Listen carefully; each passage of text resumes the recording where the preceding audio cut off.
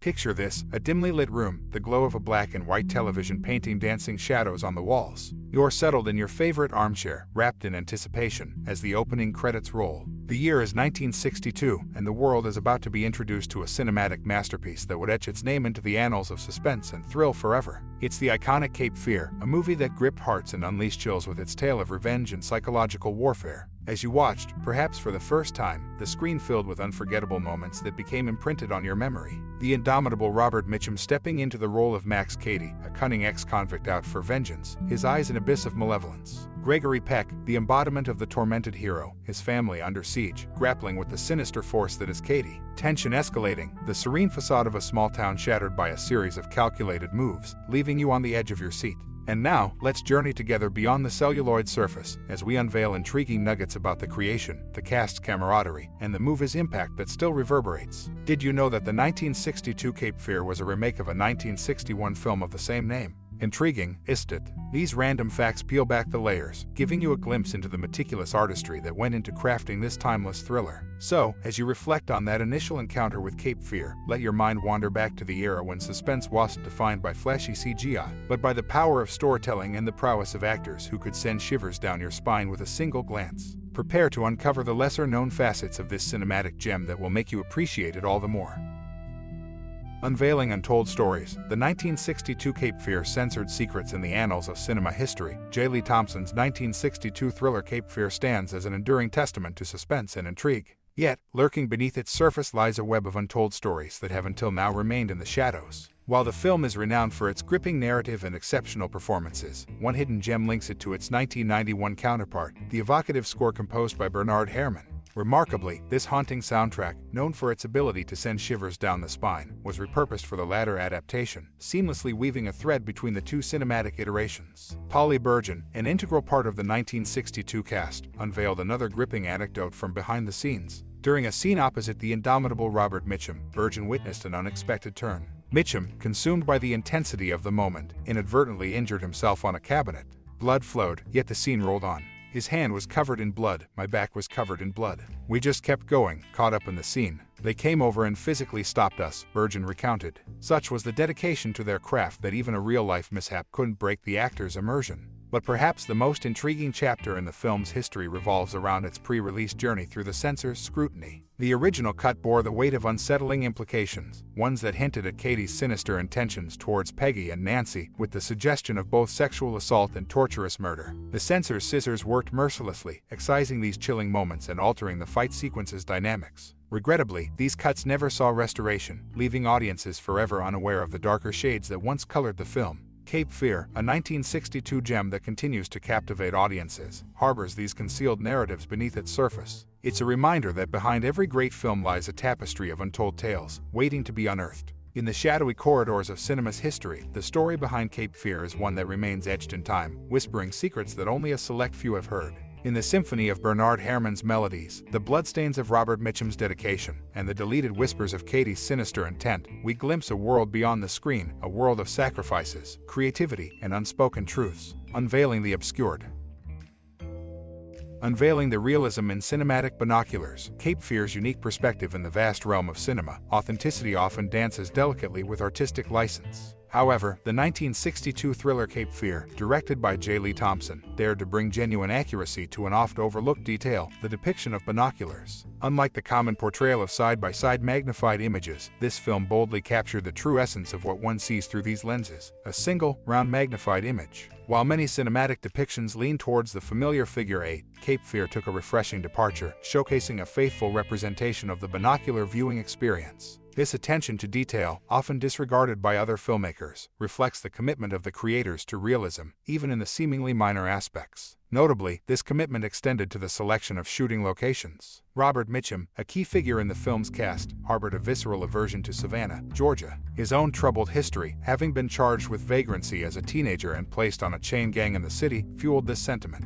As a result, the production of Cape Fear opted for outdoor scenes to be filmed at Ladd's Marina in Stockton, California. This choice not only offered a practical solution but also infused the film with an unintended yet genuine layer of personal history. The film's very existence hinged on an intriguing turn of events. Robert Mitchum, initially hesitant about participating, had his reservations dissolved in a rather unconventional manner. The persuasive powers of Gregory Peck and J. Lee Thompson came packaged in a case of bourbon. The actor's strategic delivery of this enticing bribe eventually led Mitchum to surrender his reluctance with a boozy agreement. "Okay, I've drunk your bourbon. I'm drunk. He'll do it." This playful negotiation, emblematic of Hollywood camaraderie, ultimately solidified the cast's composition and set the stage for the gripping tale of vengeance and suspense that is Cape Fear. In the mosaic of Hollywood lore, Cape Fear stands as a testament to the often unseen intricacies of filmmaking, from accurate binocular perspectives to the persuasive power of a well-chosen libation. These fragments of trivia, woven together, craft a richer understanding of the movie's history, legacy, and the people who brought it to life. The financial blow that shook Hollywood, how the box office shortfall of Cape Fear toppled Gregory Peck's empire in the realm of classic thrillers. Cape Fear stands as an icon of tension and psychological intrigue. But behind the scenes, the reverberations of its box office disappointment had far-reaching consequences, most notably spelling the downfall of Gregory Peck's production company, Melville Productions. Initially, the project had attracted attention with an array of A-list names considered for the role of Sam Bowden, the lawyer haunted by a vengeful ex-convict. Charles Bronson, James Coburn, Charlton Heston, Jack Palance, and even John Wayne had been contenders. It was Heston who was set to take the part until fate intervened. A last-minute casting shuffle saw Gregory Peck stepping into the lead role, replacing Heston. The seismic casting change itself stirred discussions, but it was just the beginning of the film's behind-the-scenes drama. One of the most unforgettable moments in the film, a scene involving eggs, was not part of the original script. Director J. Lee Thompson, renowned for his knack for suspense, improvised the scene on the day of filming. Watching Polly Bergen's genuine reactions as Robert Mitchum's menacing character rubbed eggs on her skin lends an eerie authenticity to the scene. This impromptu addition added layers of discomfort for both the characters and the audience, lingering in memory long after the credits roll. The financial misfortune that befell Cape Fear took a toll on more than just its cast and crew. Gregory Peck, who had co-founded Melville Productions, faced a profound setback as the film failed to recoup its costs. This stumble marked the end of an era for Peck's ambitious venture, leaving a void in the Hollywood landscape. Cape Fear continues to captivate audiences with its sinister tale, but beneath its suspenseful surface lies a cautionary tale of the unpredictable nature of filmmaking, casting choices, and box office outcomes. The enigmatic allure of this masterpiece isn't just within the frames, it's also in the untold stories that shaped its creation and legacy.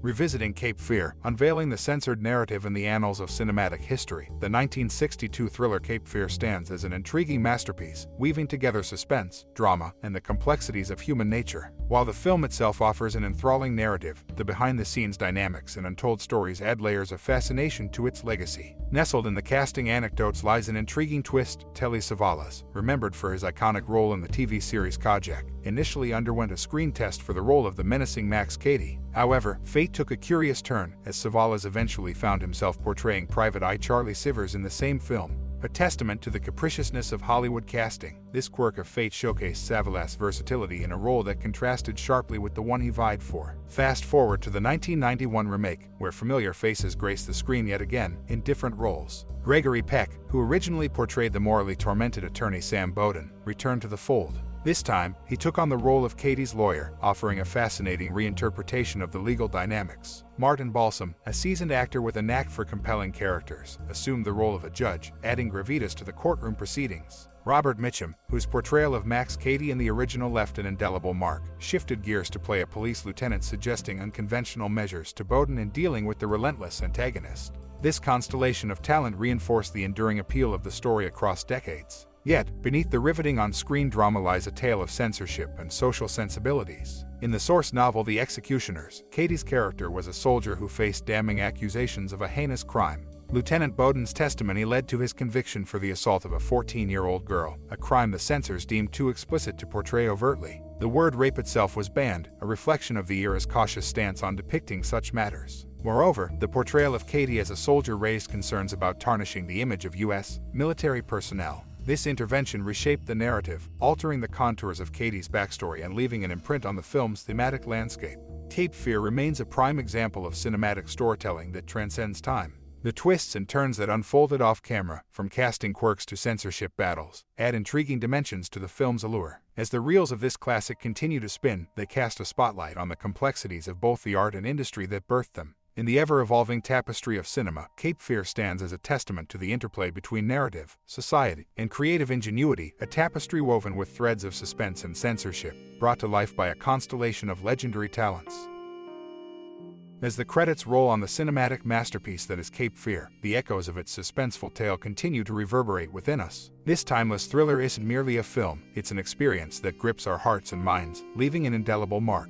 As you've journeyed through the riveting plot, felt the chilling atmosphere, and savored the masterful performances, you've unwittingly woven yourself into the fabric of this cinematic marvel. Perhaps it was the haunting portrayal of Cady by Robert Mitchum that sent shivers down your spine, or Gregory Peck's unyielding determination as Sam Bowden that resonated with your own sense of justice. It's in these personal connections that we find the true magic of Cape Fear. It's a mirror that reflects our fears, desires, and convictions back at us, urging us to ponder the depths of human nature and the thin line between morality and vengeance. Now, I invite you to take a moment and reflect on your own journey with Cape Fear. What scenes have etched themselves into your memory? What emotions does this film evoke in you? Has it inspired conversations, debates, or even a renewed appreciation for the art of storytelling?